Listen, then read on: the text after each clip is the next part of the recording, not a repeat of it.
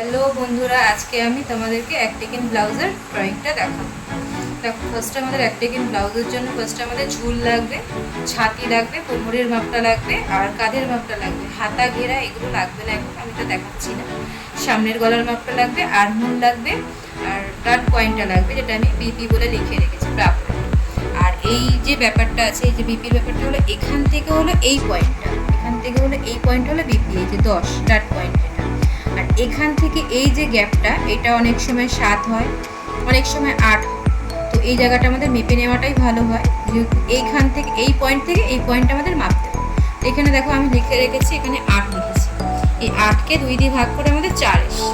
ঠিক আছে, তো আমি এখানে ড্রয়িংটা দেখাচ্ছি তোমাদের। দেখো, তো ফার্স্টে আমি ঝুলের মাপটা নেব। ঝুল আমাদের আছে 15। তো এই যে আমি 15 মাপটা নিলাম, তারপর আমি 6 নামালাম। নামানোর পর এই যে আমি কাঁধের মাপটা নেব উপর থেকে। কাঁধ হলো আমাদের আছে 6। আর এই যে 6 নামানো হয়েছিল, এখান থেকে কিন্তু আমাদের ছাতির মাপটা হবে। ছাতি আছে আমাদের 9.5। তো এখান থেকে আমি কিন্তু এই যে 9.5 আমি পয়েন্ট করে দিলাম। আর এই যে কোমর আছে আমাদের কত? কোমর আছে আমাদের 8। কিন্তু আমি এখানে কি করব, ছাতি যা আছে কোমরও আমি সেম নেব, মানে ছাতি আছে আমার 9.5, কোমরও আমি 9.5 নেব। এই যে আমি এখানে আমি 9.5 নিলাম। তো সেম কেন নিচ্ছি সেটা আমি পরে বুঝিয়ে দেবো। তো এই যে আমি এই লাইনটাকে সোজা করলাম আর এই লাইনটাকেও সোজা করলাম। আর এইখানে দেখো ফর্মুলায় যে আছে, ফর্মুলায় কিন্তু ছাতির সাথে আমি 4 দিয়ে ভাগ করে যা বেরিয়েছে তার সাথে আমি হাফ যোগ করেছি। আর কোমরের সাথে যা আছে সেটাকে 4 দিয়ে ভাগ করে কিন্তু আমি 1 যোগ করেছি। এটা কিন্তু আমাদের এই 1 যোগটা কিন্তু আমাদের ব্যাক পার্টে লাগবে।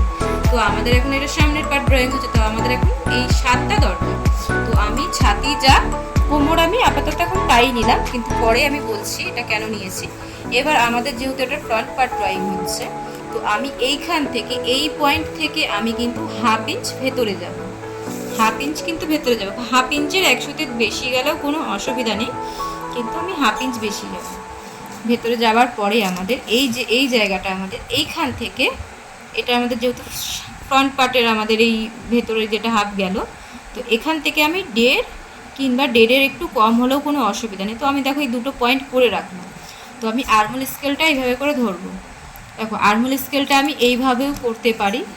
তো আমার এইভাবে সুবিধা হয় বলে আমি এইভাবেই ধরছি। এইভাবে করলেও অসুবিধা নেই, পয়েন্টটা মিলে গেলেই। এবার দেখো, এখানে কিন্তু আমি এক্সট্রা কাপড় 1.5 ইঞ্চ রেখে নেব। এক্সট্রা কাপড়টা কিন্তু আমাদের রাখতে হবে।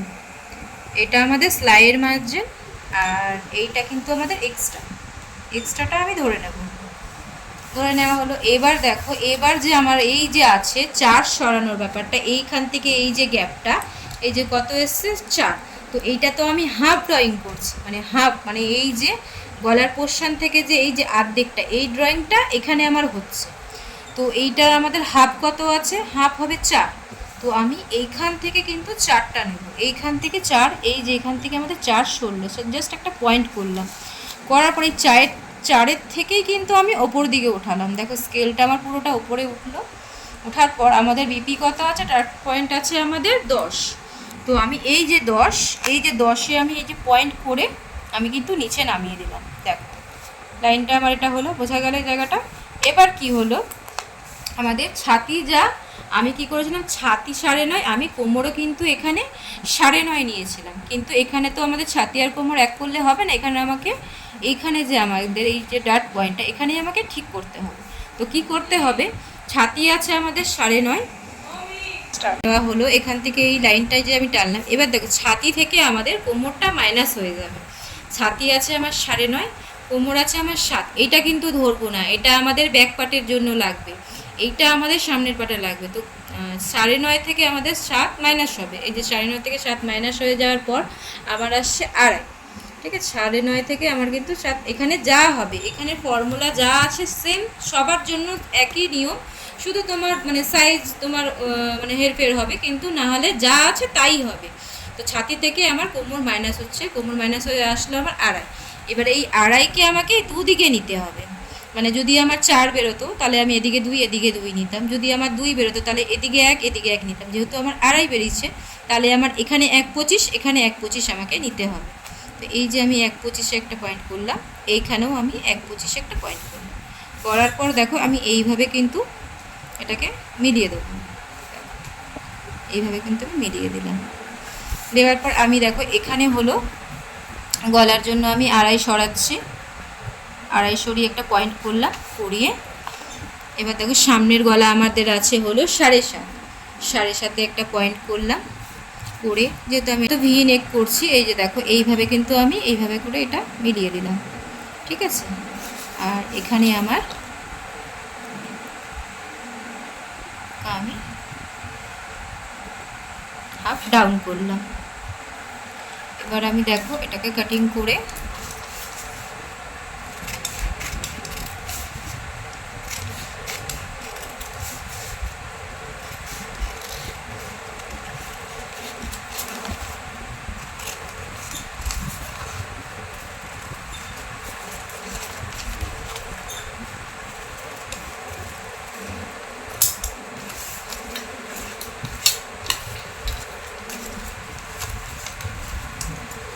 এটা কিন্তু আমাদের টেকিনের জন্য হবে, আমি দেখিয়ে দিচ্ছি জিনিসটা কিভাবে হবে।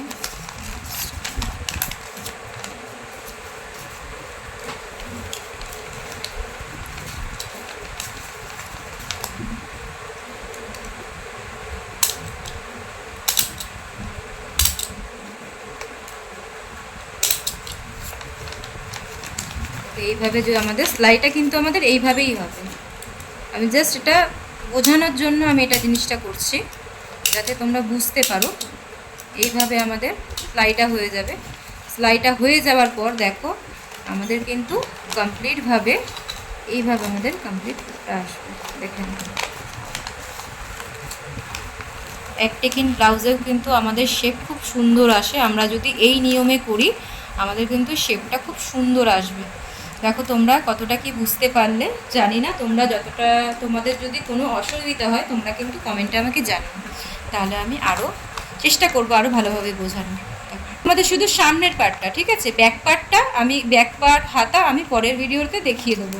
তো আমি এখানে গলার নিয়মটাও ঠিকভাবে বলা হয়নি, জাস্ট নর্মাল দেখিয়েছি। এইটার এই গলার নিয়মের যে ফর্মুলা আরও কিছু সেগুলো আমি নেক্সট ভিডিওতে দেখিয়ে দেবো, তোমরা দেখতে থাকো।